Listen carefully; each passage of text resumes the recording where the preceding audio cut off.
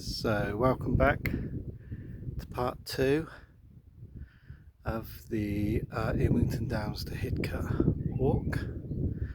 So part 1 we were at the top of the hill. The witch's house is just on the very top of the hill there, and we stopped filming last time about there, and then I walked all the way down the rest of the downs and then across the fields to this footpath here.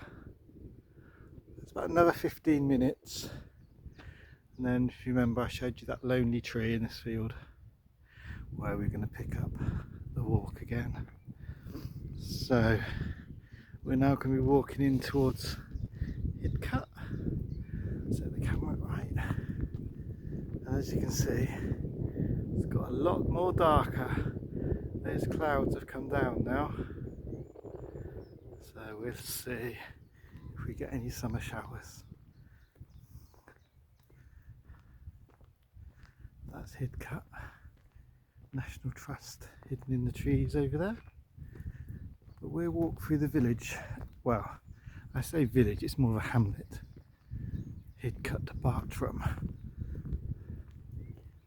But it's a pretty little village.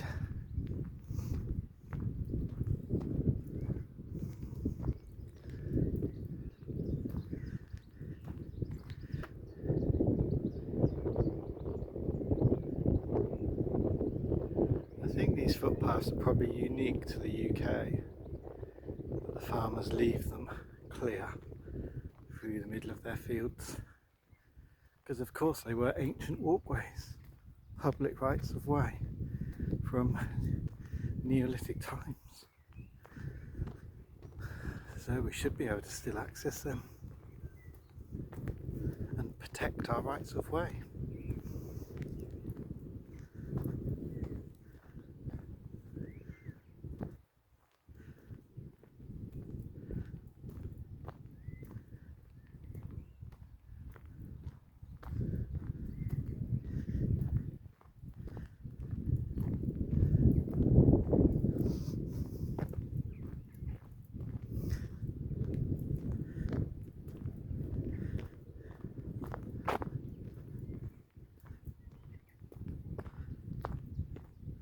So I don't know an awful lot about Hidcote House, its history.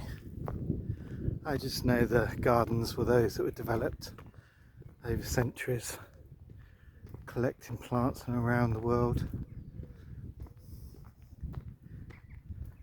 I did a previous video on Ernest Chinese Wilson, who was born just close to here in Chipping Camden, and at a young age he went to China as a plant collector and discovered all new species, which he returned to the UK.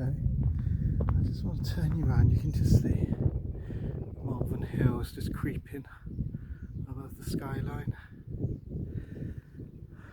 Obviously when you're here it looks 10 times bigger. On film it looks quite small. But yeah, Ernest Chinese Wilson, fascinating character. At such a young age to travel to China and go off into the jungles and discover plants that had never been seen before, and to be able to bring species back to this country. And I believe he contributed some of the plants to the garden at Hidcote.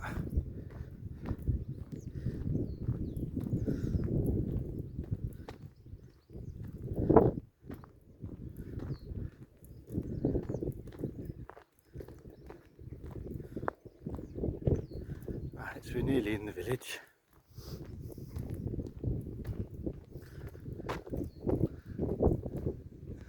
Heading towards the clouds.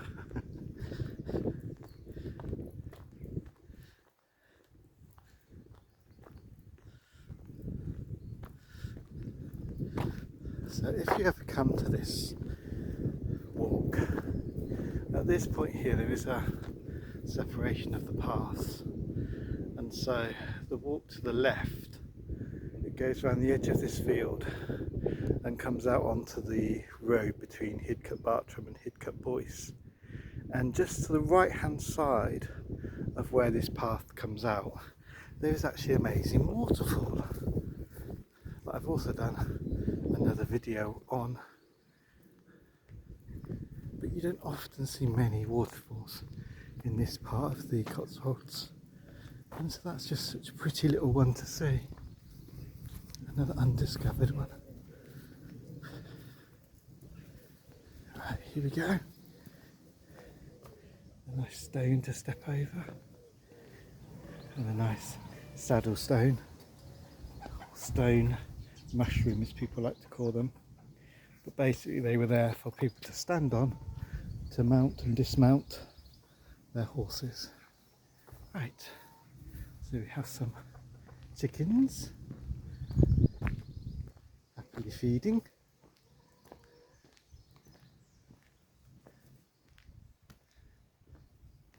This is true free range chickens. Look at the cockerel. Isn't he an amazing chap? Yes, you're a handsome chap, aren't you? Handsome chap. With his harem.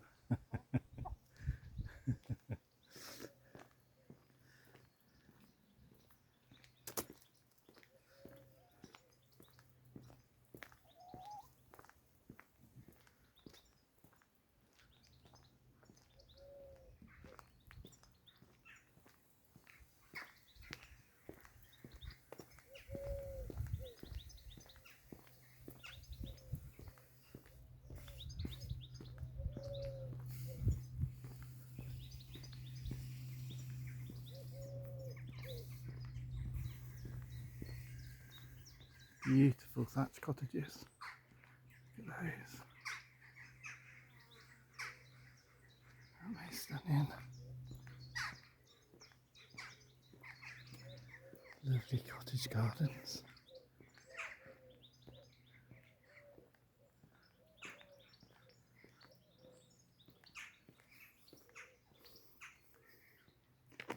I'll turn you around. There's a little,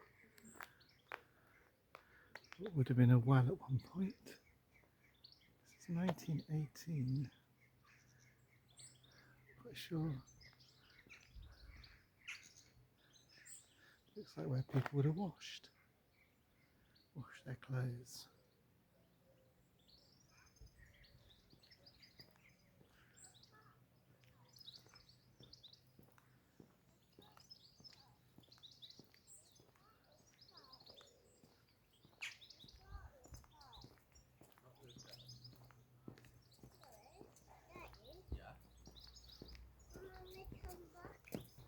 Yeah.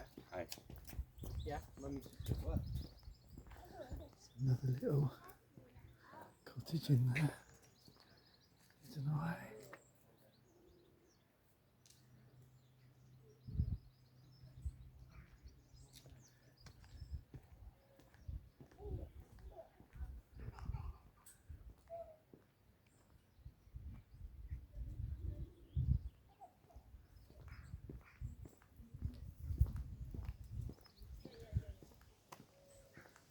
The old forge. You came to have your horses shoed. So this is Hidcote Garden over the other side of this wall. Part of Hidcote House there. There's sort of like a statue up there.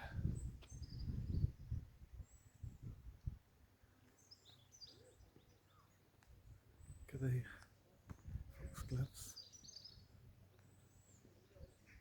and the poppies.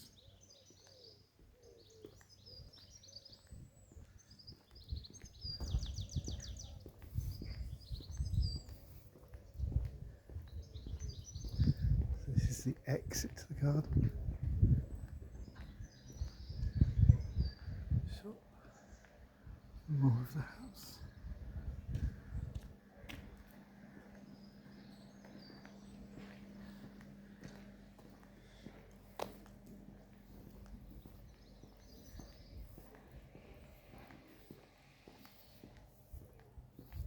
blooming roses.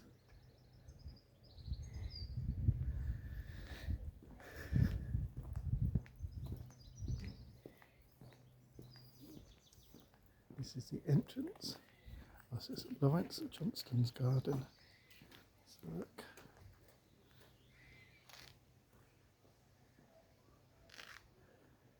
That's the entrance to the house and garden.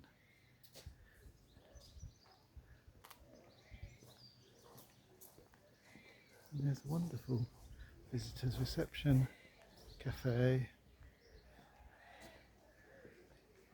and you can even buy your plants. Okay, I think that brings us to the end of part 2. I'm going to go to the car park over there and have some coffee.